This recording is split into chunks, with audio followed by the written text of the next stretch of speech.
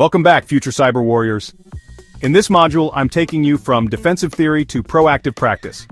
Module 10 is all about security testing and vulnerability management, the art and science of spotting your system's weak points before attackers do.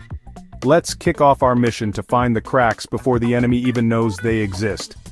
By the end of this module, you'll be able to differentiate vulnerability assessment from penetration testing, understand the vulnerability management lifecycle, use key tools like Nessus, OpenVAS, and Burp Suite, prioritize and remediate vulnerabilities, and document plus report risks effectively.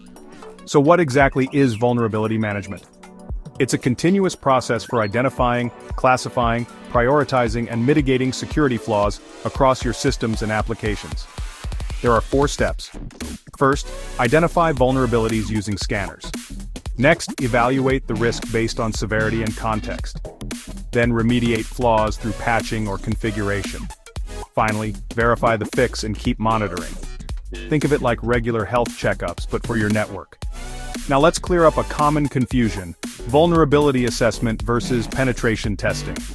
Vulnerability assessment is like scanning a building for open doors and broken locks. Penetration testing? That's actually trying to break in to see what might happen if someone exploited those flaws. So, VA is detection. Pentest is simulation of a real attack. Both are essential for a layered security strategy. Security analysts rely on powerful tools. Here are a few you'll need to know. Nessus, the industry standard for vulnerability scanning. OpenVAS, an open-source scanner for networks and servers. Burp Suite, my favorite for web application testing. Nikto, a command-line tool for quick web server checks. And Qualys, a cloud-based enterprise-grade solution. These tools uncover everything from outdated software to exposed admin panels.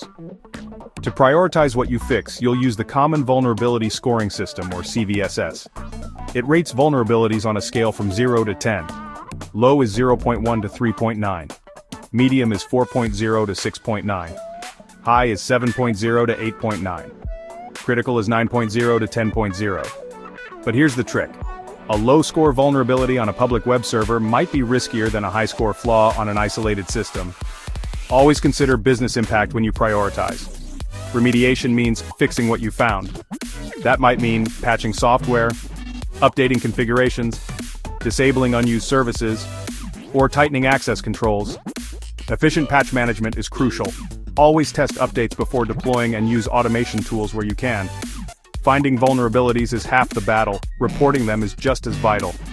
A good report should include the affected asset, vulnerability details and CVSS score, screenshots or scan evidence, recommendations for remediation, and an explanation of the risk to business continuity or data. Keep your language clear, concise, and actionable for both technical teams and managers. Let's see this in action. Imagine an online banking system. A scan finds an outdated SSL protocol with a CVSS score of 7.5. The cyber team issues a high-priority ticket. After testing, they roll out TLS 1.3, retest and confirm the fix worked. That's vulnerability management in the real world. So in this module you learned the life cycle of vulnerability management, the difference between VA and pen testing, tools like Nessus and Burp Suite, risk scoring with CVSS, and how to remediate and report vulnerabilities effectively. Stay ahead of threats by thinking like the attacker and acting like a defender. Next up, cybersecurity metrics and reporting, where you'll learn to quantify risk, track security posture, and communicate findings to stakeholders. Let's move from finding flaws to presenting facts.